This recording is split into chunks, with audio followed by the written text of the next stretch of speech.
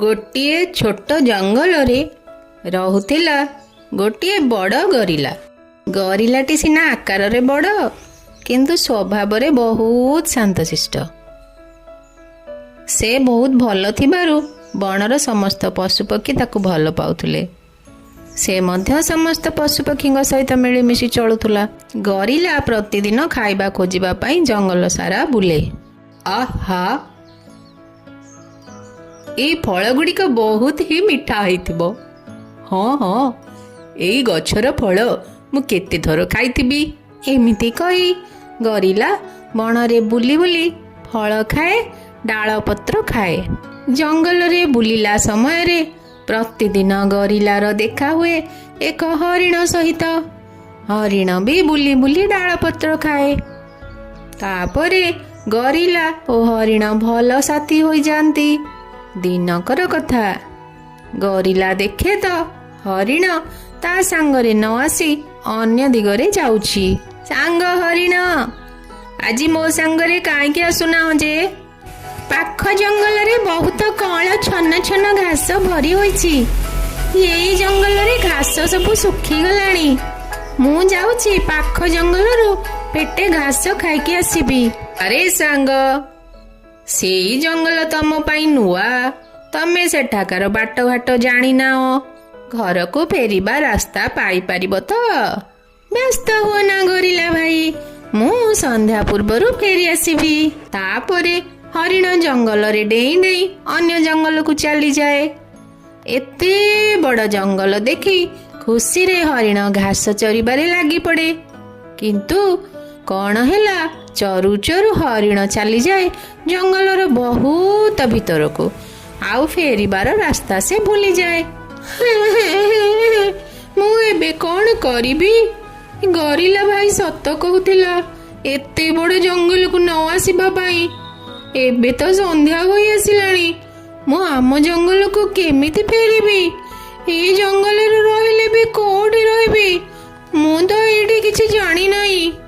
ହରିଣ ଏମିତି କହି କହି ରାସ୍ତା ଖୋଜୁଥାଏ। ହଠାତ୍ ତା ଆଗରେ ଆସି ଉଭା ହୋଇଗଲା ଜଙ୍ଗଲରେ ଥିବା ଦୁଷ୍ଟ ବାଘ। ଏତେ ବଢିଆ ଶିକାର!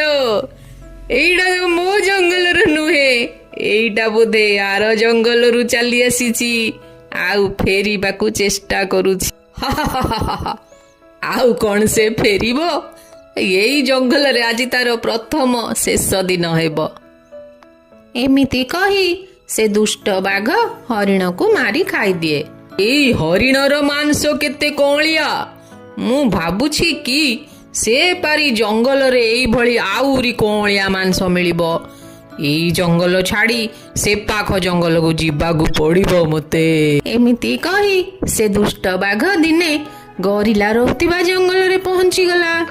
ତାର ଗର୍ଜନ ଶୁଣି ଛୋଟିଆ ଜଙ୍ଗଲଟି ଥରି ଉଠିଲା। ଆଉ ଗରିଲାର କାନରେ ବି ପଡ଼ିଲା ସେଇ ଗର୍ଜନ। ଇଏ ତ ଆର ଜଙ୍ଗଲରେ ଥିବା ସେଇ ଦୁଷ୍ଟ ବାଘର ଗର୍ଜନ। ମୁଁ କେତେଥର ଆଗରୁ ଏଇ ଗର୍ଜନ ମୁଁ ଶୁଣିଛି। ସେ ବାଘ ଆମ ଜଙ୍ଗଲକୁ କାହିଁକି ଆସିଛି? ହାତୀ ଭାଇ ଯାହା ଅନୁମାନ କରୁଛ ଠିକ୍। ବୋଧହୁଏ ମୋ ସାଙ୍ଗ ହରିଣ ସେ ପାରି ଜଙ୍ଗଲ ଯାଇଥିଲା।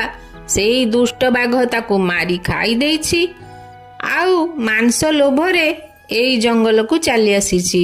ସେମାନେ ଏମିତି କଥା ହେଉଥାନ୍ତି। ହଠାତ୍ ଠେକୁଆ ଖୁବ୍ ଜୋରରେ ଦୌଡ଼ି ଦୌଡ଼ି ଆସିଲା। ଆଉ ତା ପଛରେ ସେଇ ଦୁଷ୍ଟ ବାଘ ବି ଆସି ପହଞ୍ଚିଗଲା। ଏ ଦୁଷ୍ଟ ବାଘ, ତୁ ତୋ ଜଙ୍ଗଲ ଛାଡ଼ି ଆମ ଜଙ୍ଗଲକୁ ଜବରଦସ୍ତ ଆସି ତୁ ଜଙ୍ଗଲର ନିୟମ ଭାଙ୍ଗିଛୁ। ଯଦି ଭଲ ଗତି ଅଛି ତ ନିଜ ଜଙ୍ଗଲକୁ ଫେରିଯା। ମୁଁ ବାଘ, ମୋ ହେଣ୍ଟାଳ ଶୁଣି ସମସ୍ତଙ୍କ ପିଳେହି ପାଣି। କାହାର ସାହସ ଅଛି ମୋତେ ବାଧା ଦେବ? ମୁଁ ସେ ହରିଣକୁ ମାରି ଖାଇଛି, ଆଜି ଏ ଠେକୁଆକୁ ଖାଇବି, ଆଉ ଏ ପୁରା ଜଙ୍ଗଲ ଯାକ ପଶୁପକ୍ଷୀକୁ ମାରି ଖାଇବି। ସ୍ୱଭାବରେ ଶାନ୍ତ ଗରିଲା ବାଘର ଏମିତି କଥାରେ ରାଗିବାରେ ଲାଗେ। ତାର ସାଙ୍ଗ ହରିଣକୁ ତାହେଲେ ଏଇ ଦୁଷ୍ଟ ବାଘ ମାରିକି ଖାଇ ଦେଇଛି। ଗରିଲା ଗୋଟିଏ ଗଛ ଚଢ଼ିଯାଏ ଆଉ ସେଇ ଗଛ ଉପରୁ ବାଘର ପିଠି ଉପରକୁ ଡିଆଁ ମାରେ। ଦୁଷ୍ଟ ବାଘ, ତୁ କଣ ଭାବିଛୁ ତତେ ଏଠି କେହି ସାବାଟ କରିପାରିବେ ନାହିଁ? ଏଇକ୍ଷଣା ମୁଁ ତୋତେ ହତ୍ୟା କରିବି ରେ ବାଘ। ମତେ ଦୟାକରି ଛାଡ଼ି ଦିଅ, ମୁଁ ତମ ଜଙ୍ଗଲରୁ ଚାଲିଯିବି, କଥା ଦେଉଛି। ନା ଗରିଲା ଭାଇ, ତମେ ଏଇ ଦୁଷ୍ଟ ବାଘକୁ ଜାଣିନ। ସେ ବର୍ତ୍ତମାନ ମିଠା କଥା କହି ଖସିଯିବ, ପୁଣି ଆସିବ। ଆମ ଜଙ୍ଗଲର ସବୁ ପଶୁପକ୍ଷୀଙ୍କୁ ସେ ମାରିଦେବ। ଶାନ୍ତ ସ୍ୱଭାବର ଗରିଲା ହୁଏତ ବାଘକୁ ଛାଡ଼ି ଦେଇଥାନ୍ତା, କିନ୍ତୁ ତାର ତା ସାଙ୍ଗ ହରିଣ କଥା ମନେ ପଡ଼ିଗଲା। ହରିଣର ହତ୍ୟାକାରୀକୁ ପାନେ ଦବା ପାଇଁ ସେ କଣ କଲା ନା ବାଘକୁ ଦୁଇ ହାତରେ ଧରି ପାହାଡ଼ ଉପରକୁ ଚାଲିଗଲା ଏବଂ ସେଠାରୁ ବୁଲେଇ ବୁଲେଇ ବାଘକୁ ତଳକୁ ଫୋପାଡ଼ି ଦେଲା। ବାଘ ତଳେ ପଡ଼ି ତାର ପ୍ରାଣ ଚାଲିଗଲା।